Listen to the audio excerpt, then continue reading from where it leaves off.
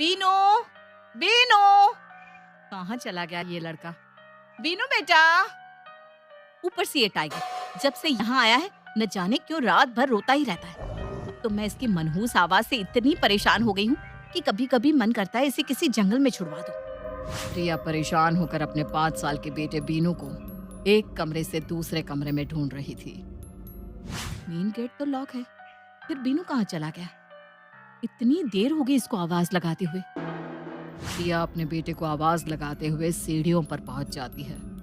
सीढ़ियां चढ़ते हुए उसे ऊपर टेरेस से कई सारे बच्चों की खिलखिलाहट की आवाज सुनाई देने लगती है। अंधेरा हो गया है, इतनी रात को छत पर अकेले ये क्या कर रहा है? कौन है इसके साथ? ये किन बच्चों के हंसने की आवाज आ रही है?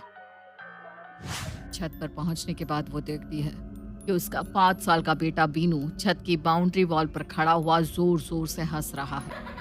बीनू, वहाँ क्या कर रहे हो तुम? अरे इतनी ऊपर तुम चढ़े कैसे? देखो हिलना नहीं, वहीं खड़े रहना, मम्मा आ रही है तुम्हारे पास। बिल्कुल मत घबराना बेटा। अकेले यहाँ क्या कर रहे थे तुम? और दीवार के ऊपर क्यों चढ़े थे बोलो? आपने मुझे नीचे क्यों उतारा? वो नाराज हो रहे हैं, जाने दो मुझे। कौन है यहाँ? मुझे तो यहाँ कोई नजर नहीं आ रहा। मम्मा वो लोग आपको देखकर छिप गए हैं। अभी तो यही थे मेरे साथ, उन्हें आपका आना अच्छा नहीं लगा। ये क्या बहकी बहकी बातें कर रहे हो?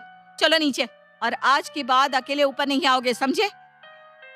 बीनू की कही बातों को रिया सिरे से नकार भी नहीं पा रही थी, क्योंकि बच्चों के हंसने की आवाजें तो उसने भी खुद अपने कानों से सुनी थी। नीचे आकर बीनू को कमरे में छोड़कर रिया जैसे ही किचन में गई, उसे एक बार फिर से बीनू के कमरे से बच्चों की जोर जोर से हंसने की आवाज सुनाई देने लगी। अमित सिविल इंजीनियर था। हिमाचल में एक बहुत बड़े प्रोजेक्ट पर उसे काम मिला था। इसी काम के सिलसिले में वो अपना चंडीगढ़ वाला घर छोड़कर पत्नी रिया और बेटे बीनू को लेकर कंपनी के दिए हुए बंगले में शिफ्ट हो गया था। कुछ दिन बाद, अमित, ये जगह कुछ अजीब सी नहीं लगती तुम्हें?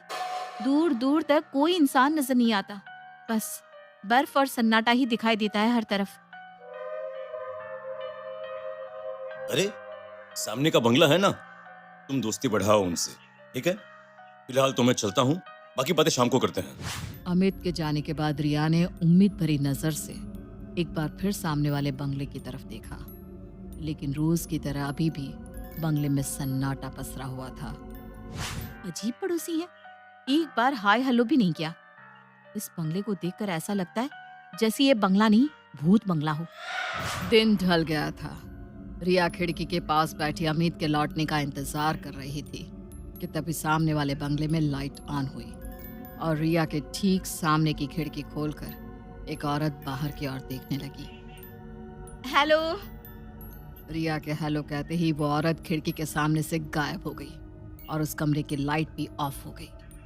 रिया कुछ समझ पाती उससे पहले ही उसे अपनी खिड़की के बाहर एक औरत बच्ची के साथ खड़ी हुई दिखाई देती है। अरे आप तो अभी सामने खिड़की पर थी ना? हेलो, मेरा नाम दिव्या है। शायद आप मिलना चाह रही थी तो मैंने सोचा मैं ही आकर आपसे मिल लेती हूँ। आपको कैसे पता मैं आपसे मिलना चाहती थी? कहने का मतलब है कि इस सुनसान इलाके में पड़ोसियों के नाम पर एक हमारा ही तो बंगला है, ऐसे में कौन मिलना नहीं चाहेगा। ये आपकी बेटी है? रिया ने दिव्या के पीछे छिपकर खड़ी एक 5-6 साल की बच्ची की ओर उंगली करके पूछा। हाँ, मिष्टी नाम है इसका। अजनबियों से घबराती है इसलिए सामने नहीं आ रही। आप लोग शाम को आइए ना डिनर पर। बरसों बीत गए किसी को अपने घर डिनर पर बुलाए हुए। हाँ, क्यों नहीं। अमित के आने के बाद हम लोग 9 बजे तक आते हैं। थोड़ी देर बाद अमित ऑफिस से घर लौट कर आता है। रिया अमित को दिव्या के डिनर इनविटेशन के बारे में बताती है और फिर वे तीनों रेडी होकर दिव्या के बंगले पर पहुंच जाते हैं। बंगला बिल्कुल सुनसान दिखाई दे रहा था। जैसे ही अमित और रिया ने दरवाजा खोलकर अंदर हॉल में कदम रखा, न जाने कहां से एक काली बिल्ली ने आकर उनके ऊपर छलांग लगा दी। ये कैसा भद्दा मजाक है रिया? पूरे बंगले में अंधेरा है, ऊपर से यहाँ कोई दिखाई भी नहीं दे रहा, और पता नहीं कहां से इस बिल्ली ने हमारे ऊपर हमला कर दिया। रिया, आर यू श्योर दिव्या ने तुम्हें डिनर पर बुलाया है? ये भी कोई मजाक करने की बात है अमित। अपने घर बुलाकर ऐसे कौन करता है? रिया और अमित ने देखा कि बंगले में रखा हुआ सामान बिल्कुल पुराना और गंदा दिखाई दे रहा था, जैसे सालों से किसी ने इस्तेमाल ही ना किया हो। दीवारों पर लटकी तस्वीरों पर धूल जमा थी और जगह जगह मकड़ियों ने जाल बुन रखे थे। मुझे कुछ ठीक नहीं लग रहा अमित, हम लोग वापस चलते हैं। रिया और अमित जैसे ही हॉल से निकलने के लिए मुड़ते हैं, पीछे से दिव्या की आवाज सुनाई देती है। अरे रिया, कहाँ जा रही हो? अंदर आओ ना, मैं लाइट्स ऑन करती हूँ।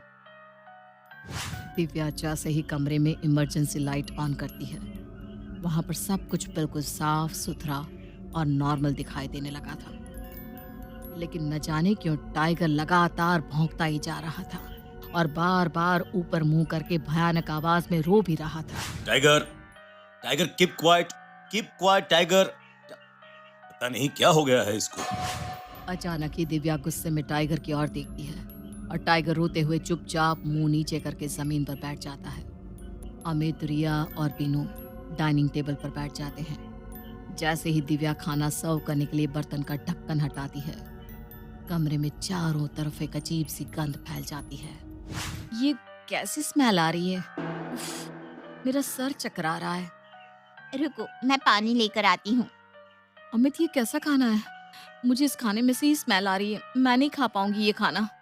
रिया को पानी देकर दिव्या सबकी थाली में खाना परोसने लगती है। छी, अरे ये कैसा खाना है?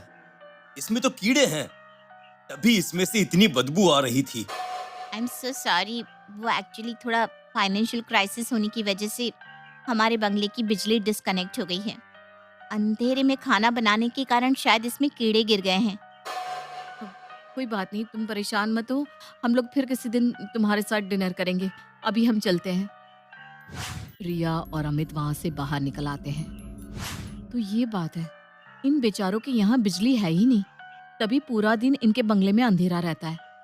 और मैं भी ना पता नहीं क्या क्या सोच रही थी। दिन के समय तो अक्सर बंगला नंबर 9 में सन्नाटा ही पसरा रहता, लेकिन जैसे जैसे शाम गहराने लगती, कभी दिव्या तो कभी उसका पति महेश बंगले की खिड़की पर खड़ा हुआ नजर आ जाता। रिया और अमित की भी उनसे दोस्ती हो गई थी और अब वो अक्सर रिया के यहाँ आने जाने लगे थे। अमित, एक बार टाइगर को दिखा लो ना। जब से हम लोग यहाँ आए हैं, इसका बिहेवियर कुछ अजीब ही है। पहले रात रात भर रोता रहता था और अब गुमसुम सा एक कोने में बैठा रहता है। मुझे लगता है इसकी तबीयत कुछ ठीक नहीं है। हाँ,